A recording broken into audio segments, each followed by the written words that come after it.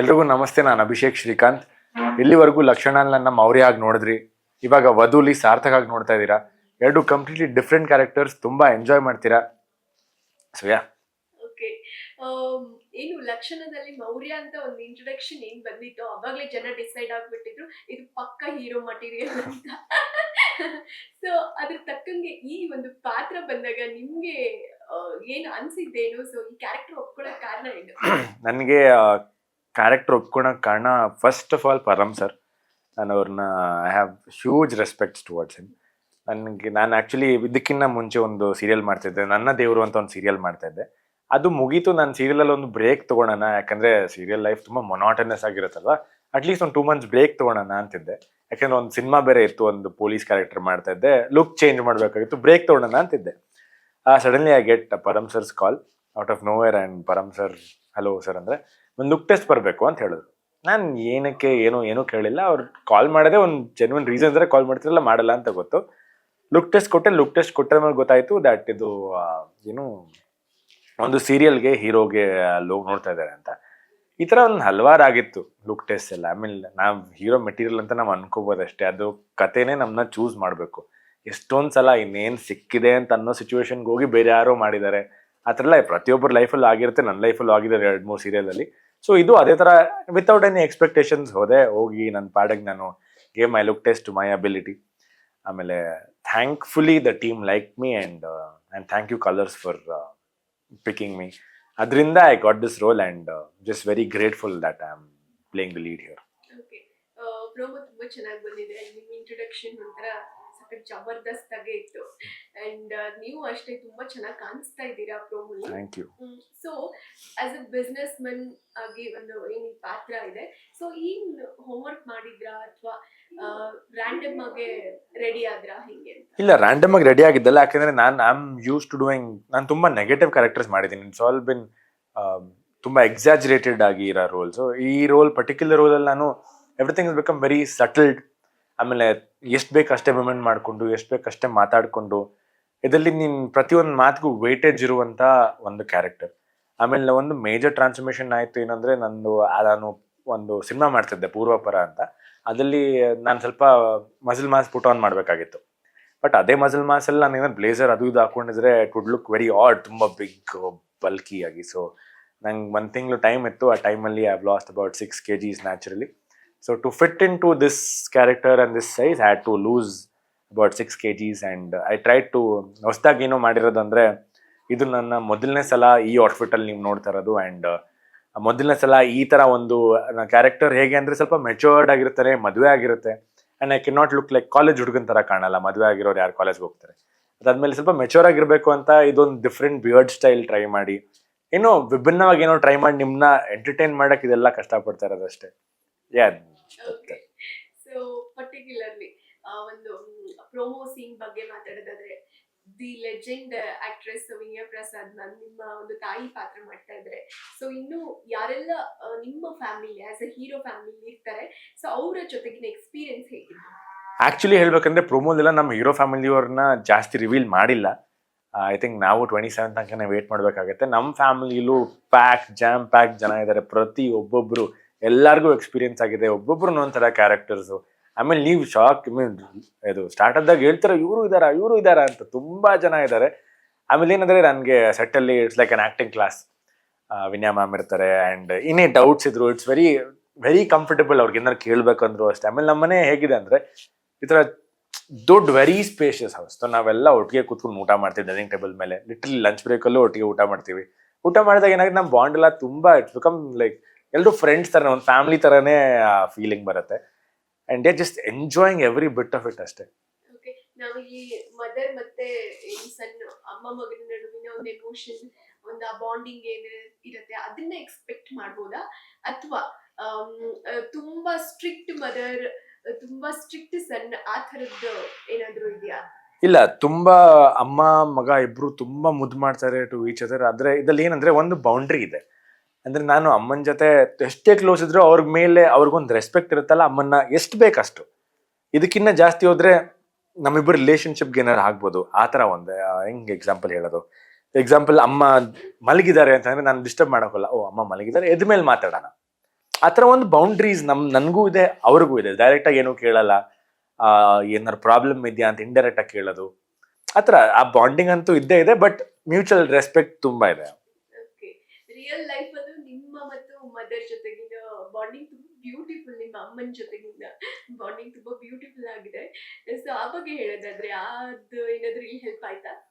Actually ಅದು ತುಂಬ help ಆಯ್ತು. ಇಲ್ಲಿಗಿನ್ನ ಜಾಸ್ತಿ ನನ್ನ ಪರ್ಸ್ನಲ್ ಲೈಫಲ್ಲಿ ನಾನು ನಮ್ಮ ತಾಯಿ ಜೊತೆ ನಾವಿಬ್ಬರು ಬೆಸ್ಟ್ ಫ್ರೆಂಡ್ಸ್ ಥರ. ಅವ್ರು ತುಂಬ ತಲಾಟೆ ಮಾಡ್ತಾರೆ ನಮ್ಮಮ್ಮ. ನನಗೆ ಒಂದು ಅಪ್ಪ ಅಂತ ಕರೀತಾರೆ ನಮ್ಮಮ್ಮ ನನಗೆ.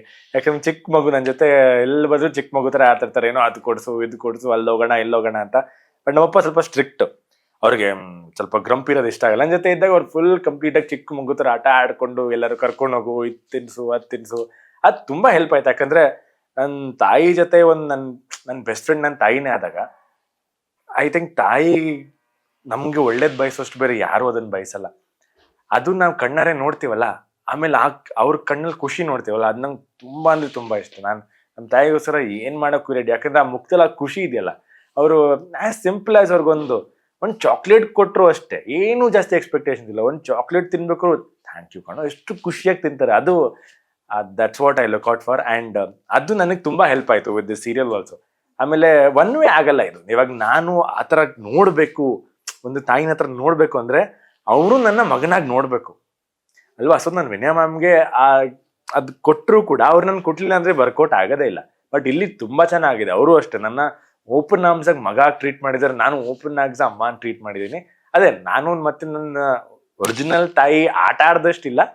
ಅದೇ ಹೇಳಿದ್ನಲ್ಲ, ಮ್ಯೂಚುವಲ್ ರೆಸ್ಪೆಕ್ಟ್, ಬೌಂಡ್ರಿ, ಸಾರ್ಥಕ್ ಮತ್ತೆ ಅಮ್ಮನ ರಿಲೇಶನ್ಶಿಪ್ ಹೇಗಿದೆ, ತುಂಬಾ ಚೆನ್ನಾಗಿದೆ. ಓಕೆ.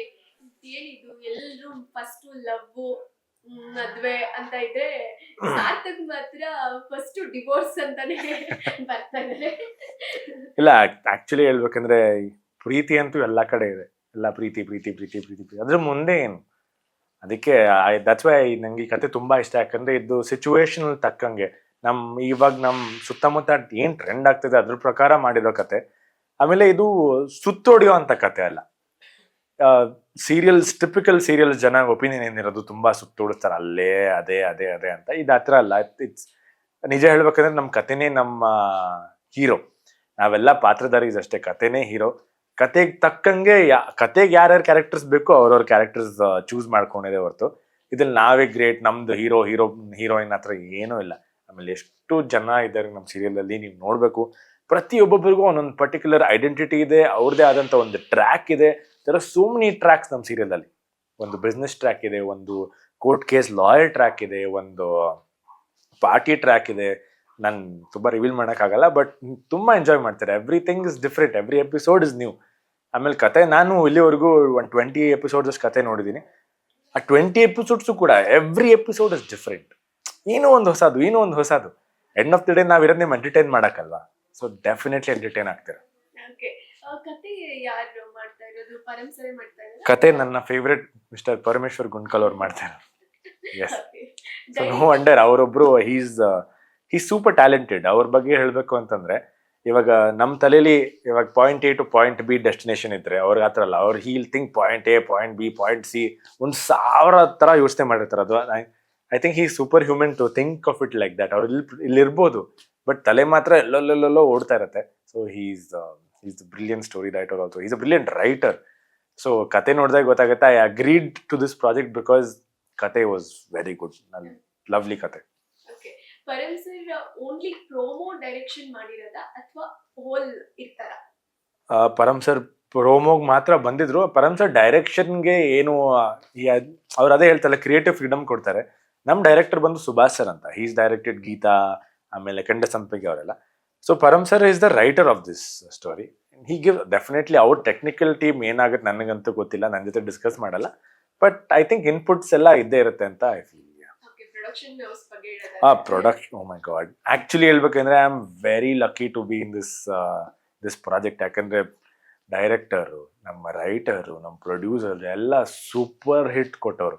ಇವಾಗ ನಮ್ಮ producer Dilip sir, Vidya ma'am, this is such a beautiful couple. ಅವರು ಅಷ್ಟೇ, ಪಾರು, ಹಿಟ್ಲರ್ ಕಲ್ಯಾಣ, ಆಮೇಲೆ ಬ್ರಹ್ಮಗಂಟು, ಎಷ್ಟು ಒಳ್ಳೆ ಒಳ್ಳೆ ಸೀರಿಯಲ್ಸ್ ಕೊಟ್ಟಿದ್ದಾರೆ. ನಮ್ಮ ಸುಭಾಷ್ ಸರ್ ಅಷ್ಟೇ, ನಮ್ಮ director, again super hit serials, ಕೆಂಡ ಸಂಪಿಗೆ, ಮತ್ತೆ ಇದು ಗೀತಾ, ಆಮೇಲೆ ಪರಮ್ ಸರ್ ಬಗ್ಗೆ ಹೇಳೋದೇ ಬೇಕಾಗಿಲ್ಲ, ಅಷ್ಟು ಸೀರಿಯಲ್ಸ್ ಬರ್ದಿದ್ದಾರೆ. ಆಮೇಲೆ ಅವರು ಬ್ರೇಕ್ ತಗೊಂಡು ಸಿನಿಮಾ ಮಾಡಿ ಮತ್ತೆ re entry to TV through Vadhu. So he also wanted to come back with one bang. And so ಇಷ್ಟು ಜನ ವೆನ್ ಅವರ ಮೋಸ್ಟ್ ಅವೈಟೆಡ್ ಪ್ರಾಜೆಕ್ಟ್ ವಧು ಆಗಿತ್ತು. And I just got lucky to be the face of Vadhu. Thank you so much, I am very grateful. Nice.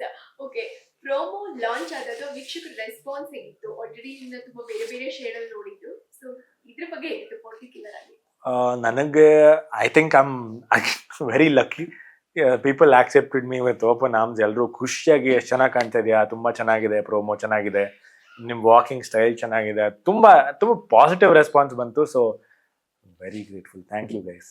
ವಧು ಬಗ್ಗೆ finally ಏನ್ ಹೇಳಕ್ ಇಷ್ಟಪಡ್ತೀರಾ ವೀಕ್ಷಕರಿಗೆ? ವಧುವಿಂದ ನಿಮಗೆ 5 ಥಿಂಗ್ಸ್ ಸಿಗುತ್ತೆ: entertainment, entertainment, entertainment, comedy and comedy. Again end of the day ನೀವು ಬಂದು ನಿಮ್ಮ ಒಂದು ಫುಲ್ ದಿನ ಕಷ್ಟಪಟ್ಟು ಕೆಲಸ ಮುಗಿಸ್ಕೊಂಡು ಮನೆಗೆ ಬರ್ತೀರಾ, ಅರ್ಧ ಗಂಟೆ ನಿಮ್ಮ ದಿನದ್ದು ನಮಗೆ ಕೊಡ್ತೀರಾ. ಆ ಅರ್ಧ ಗಂಟೆಲಿ ನಾವು ನಿಮ್ಮನ್ನ ಮನರಂಜಿಸ್ಬೇಕು, ಎಂಟರ್ಟೈನ್ ಮಾಡಬೇಕು, ನಗಿಸ್ಬೇಕು, ಏನು ಅಳಿಸ್ಬೇಕು. ಆ ಅರ್ಧ ಗಂಟೆ ನಾನು ಪ್ರಾಮಿಸ್ ಮಾಡ್ತೀನಿ, ನೀವು ಹಾರ್ಟ್ಫುಲಿ ನಗ್ತೀರಾ, ಖುಷಿಯಾಗಿರ್ತೀರಾ. ಅರ್ಧ ಗಂಟೆ ಹೋಗೋದು ನಿಮ್ಗೆ ಗೊತ್ತಾಗಲ್ಲ. ಅದು ನಾನು ಪ್ರಾಮಿಸ್ ಮಾಡ್ತೀನಿ. It's a beautiful story. Thank you so thank much. You.